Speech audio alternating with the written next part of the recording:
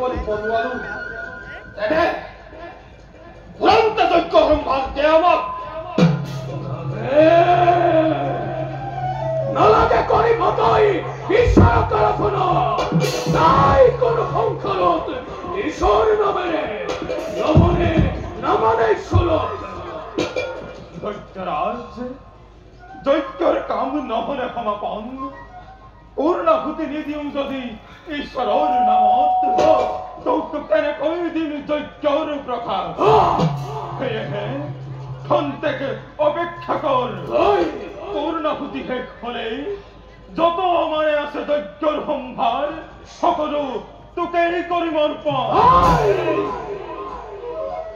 ঐক্যর সকলে রাবণের কার্যতই অনুমাইশ ব্যাঘাত সাতেন্তে রাবণের ইমান প্রতাপ সাতেন্তে রাবণের ইমান প্রতাপ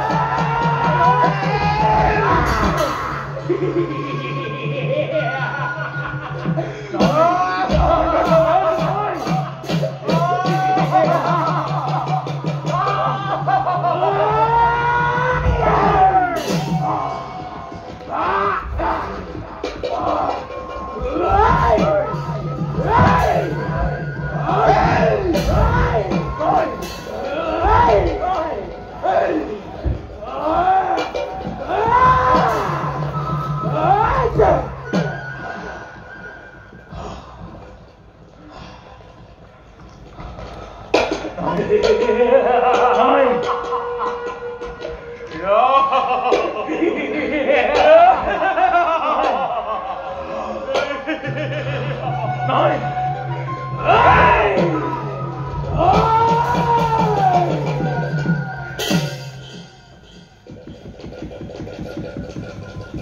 কৌতুকান্তি নাই এই লবণর পরা কিদরে মহাযজ্ঞ করু সমাপন বৃদ্ধ ব্রাহ্মণ আমি নাই শক্তি শৰীৰত যুদ্ধ কৰিব দিবলৈ সেই চূড়ান্ত দৈত্য নাই নাই বৰে নোৱাৰিলেও বুদ্ধিৰে ৰাখিব লাগিব সেই দুৰন্ত দৈত্য দশৰথী শ্ৰীৰামচন্দ্ৰ অযোধ্যাৰ ৰজা দুষ্টক দমন আৰু শান্তক পালন এই মহামন্ত্ৰ লৈ পালন কৰি আহিছে অযোধ্যাৰ ৰজাক গতিকে যাওঁ মই শ্ৰীৰামচন্দ্ৰৰ কাষলৈ আমাৰ দুৰ্দশাৰ কথা কৰগৈ নিবেদন লবণ দৈত্যক বধ কৰি নিশ্চয় প্ৰদানিব শান্তি তপোবনবাসীক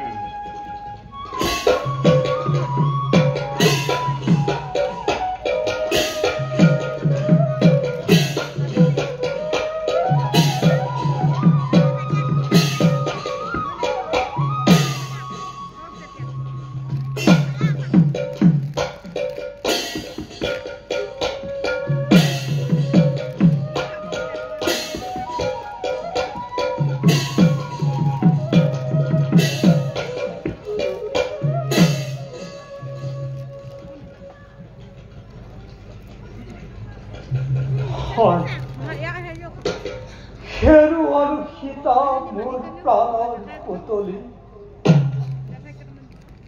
মন্থৰাৰ কুমন্ত্ৰণাত পৰি যিদিনা হেৰুৱাইছিলো ৰাজ্যধন সেইদিনা জানকী কিয় কৈছিলা ৰামৰ লগত দাদা অতীতৰ কথা ভাবি নজনা বাৰু শোকৰ ৰভনী পাহৰি যোৱা অতীতৰ সকলো কাহিনী দাদা হনুমান এইফালে আহিব লাগিছে শ্ৰীৰাম জয় শ্ৰীৰাম নাভৰ পৰিমাণ গ্ৰহণ কৰক ৰাম নাম তুমি মিছাতেই কৰিছা উচ্চাৰণ প্ৰভু সকলো মিছা এই ৰামৰ মহিমা প্ৰভু পাপীময় কুলৰ কন্ত প্ৰভু সারম নকরা দাস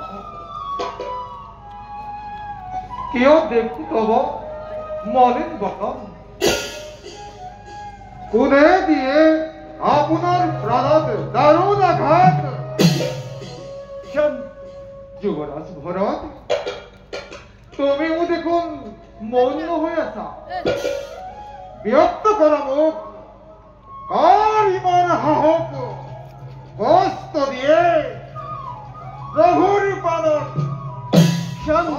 যদি প্রতিহুত তার উপরত কদাপি নাহি ঘুরি প্রভুর দখলই শান্ত হুয়া কলো থাকুতে জীবিত আমি কারি মানা কাককে কষ্ট দিব দাদার প্রাণ বিষাদর কারণ দিত অতিকে দারুণ মিশা অপবাদ শুনি অযোধ্যা বাকীর সতীত্বর জীবন্ত প্রতিভা দেবী জানকী দাদাই বিখরিছিলে অরণ্যর মাজত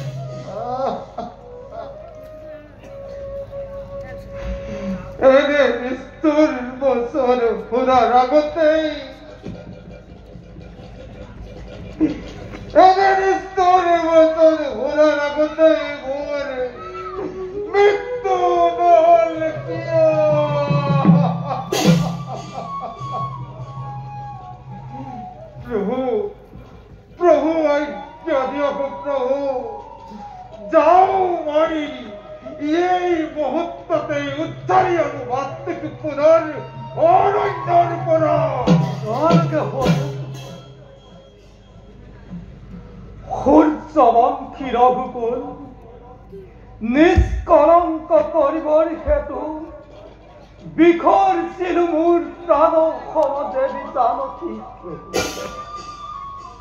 পুনর ঘুরাই আনি অরণ্যর পরস্মরণ করিব না লাগে কৃতিমন্ত রঘুবংশর অতুল গৌরব কিন্তু প্রভু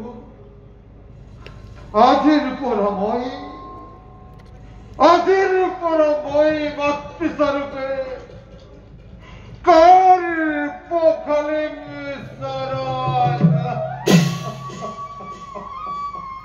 বেজারে নকরিবা তবে চুয়া বিশ্রাম করি লভাগৈ শান্তি বনৰ মাজত নাজানো মই প্রভুর মহিমা ভেবে মই মাগে সুবিধায় প্রভু করক অভিমত রাম পিতার শরণ যে জন্ম জন্মান্তরে কদাপি না হরু মই জয় শ্রীরাম জয় শ্রীরাম দাদা কৌয়া ভাই উভতি আহিছে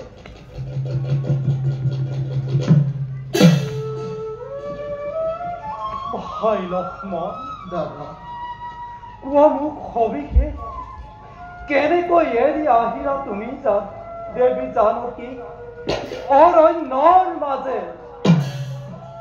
দাদা তোমাৰ আজ্ঞা পালি এই নিষ্ঠুৰ লক্ষ্মণে ত্যাগ কৰি হৃদয়ৰ সকল মমতা ত্যাগ কৰি মানৱৰ মনুষ্যত্ব জ্ঞান ফেৰি থৈ আহিলো দেৱী জানকী অৰণ্যৰ মাঝে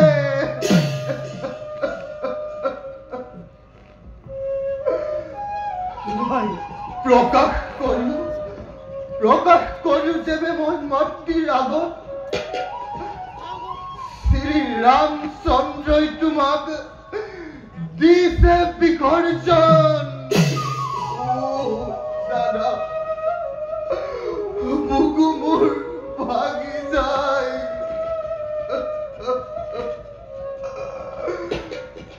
ভাই লক্ষ্মণ কান্দি কান্দি আৰু নকবা অস্থিৰ এই সকলোবোৰ আমাৰ ভাগ্যৰ লিখন। দাদা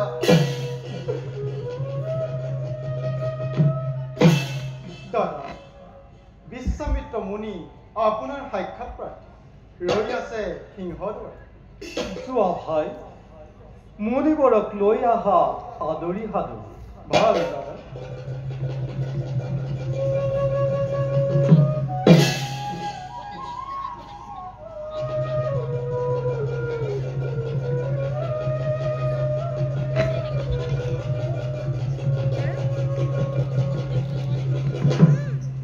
আহক মুনিবৰ আপোনাৰ শুভ আগমনে পবিত্ৰ কৰিলে এই অযোধ্যা নগৰ। আমাৰ সেৱা গ্ৰহণ কৰত মুনিবৰ। বাৰু কওকচোন মুনিবৰ কৃপা কৰি আপোনাৰ আগমনৰ উদ্দেশ্য।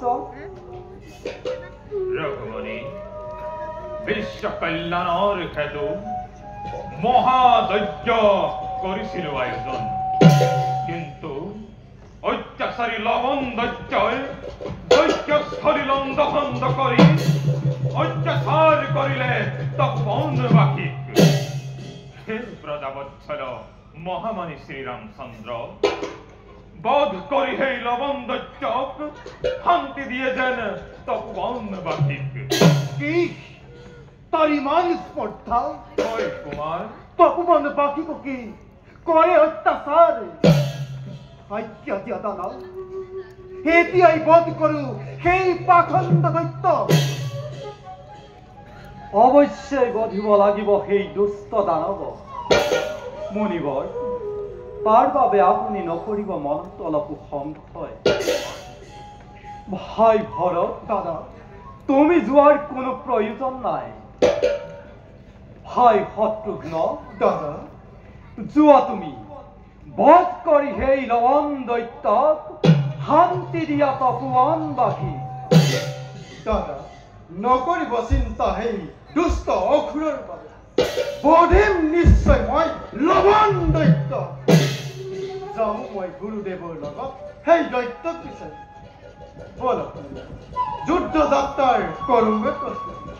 আৰু কুমাৰ ৰঘুমণি শত ধন্যবাদ নিবেদিলো তোমাক।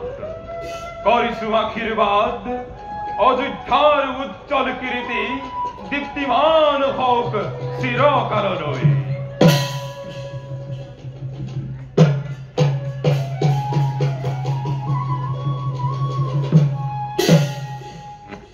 ব'লা ভাইহঁত দাদা আমিও খন্তেক বিশ্ৰাম কৰোগৈ। বলো দাদা।